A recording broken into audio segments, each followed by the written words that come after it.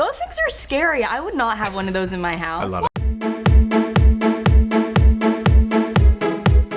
Hi, Lisa. Hi, how are y'all doing? Very good. Good, how are you? Good to I'm see doing you. great. It's good to see you too. Congratulations on this movie. I felt like I was watching Little Shop of Horrors, Yep. but like if the plant went ape shit, and it was like so much fun. For you, Justin, when you're adapting your short and you get to the opportunity to expand it, what were you most excited to maybe flesh out, or was it like maybe it was going all out with the effects? Like, what excited you the most? Well, it was a few things. It was actually watching the pumpkin evolve into what it became, where you see much more of it. In the short, you see a little piece of it, but really I wanted to see this thing run around like a spider, and to try to figure out practically how to do that was an entire process of problem solving. You know, trying to figure out how to do it as a puppet. It's puppeteered. It's puppeteered by a main puppeteer holding it through an easy rig, which is built for cameras with a cable that comes down so it floats, and trying to actually bring it to life and to make it, so much easier when you're doing monsters to do man in suit. To do it with a puppet is really challenging. That's one side of it. The other side is to actually tell a story with our cast and to tell the human story and to actually figure out who these characters are. I love the idea of a historical village and a group of theater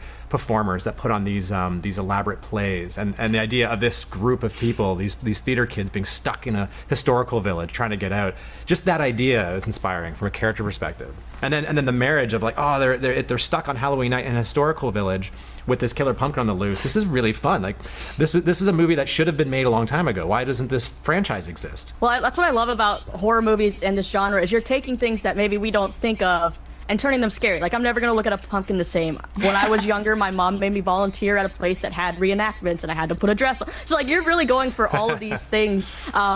What is something that maybe you don't find scary, but you think could make a great horror movie in the future? Like, what is the most out-of-the-box thing you can think of? That's a good question. That's a good question. I have a pet bearded dragon. That's not scary, but you know what? Those things are kind of scary. It hunts insects when you feed it, and it attacks them really quick. It scurries, and it's always like a bit of a jump every time. So I would say maybe my bearded dragon. Those things are scary. I would not have one of those in my house. I love What? it. They're so cute. The They're best. gentle. No chance. No. Any of those reptile things, I would just be so worried that it was going to get out and end up on my head in the morning. Obviously, I've been following you since you started, and I love seeing you break out into this genre. For you, what excited you the most about going into the horror genre? And maybe what was the most challenging thing you experienced after it was all done? Yeah, I mean, Or I learned. think, creatively, it was just fun to do something totally different. I've never done anything scary. I've never done anything that is like super funny either. You know what I mean? Like, I've always kind of sat in this YA dramedy world. And so getting to do something that was just much more out there was really fun. I mean, I love everything I've done, but just getting to kind of step out of the box in different ways was super exciting for me.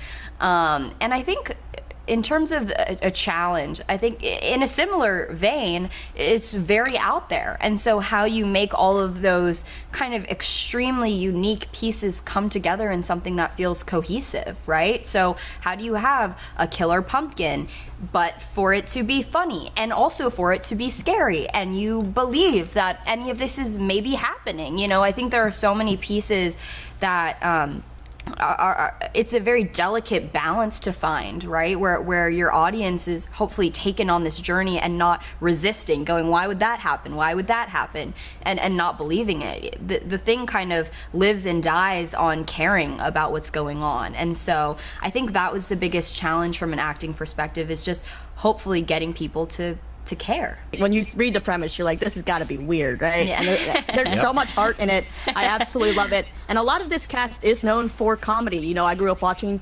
DJ and everybody. And so what was it like on set? Because when you're on such a serious, at times movie, but you have all these practical things that could go wrong and bloopers that could be happening. Like, what was maybe the funniest moment on set, maybe in a tense scene or something that happened? Yeah, I mean, I think for me, one of the funniest things was when we brought out the pumpkin puppet, because it was on this string with guys in tight blue suits. And so and then they come out swinging the thing around, and it was just like you're in the scene crying, people are dying, and then they would just waddle out to like move the pumpkin around, and it was just kind of inherently funny, and it always took a moment to like regain composure and try to shoot a scene. Yeah, we nicknamed the pumpkin Shakira because we were at the Shaker Village of Pleasant Hill, and Yeah. so Peyton named Shakira the the Shaker Shakira. pumpkin. And so every time the puppeteers, Jonathan Craig and Alan Cook, every time they came out in their tight blue outfits with this dangling puppet, we would blast. I had a big boombox. I'd blast Shakira, and it'd be like, all night shoots, and we'd be dancing in the middle of a field somewhere on the smoke machines like Shakira, and then It's always just inherently funny also to like shoot in the middle of the night because everyone's at their most delirious. Yeah. Oh, yeah. And so And covered we were in just goo like, and all the- yeah, exactly, just like dying laughing at things that probably aren't even that funny.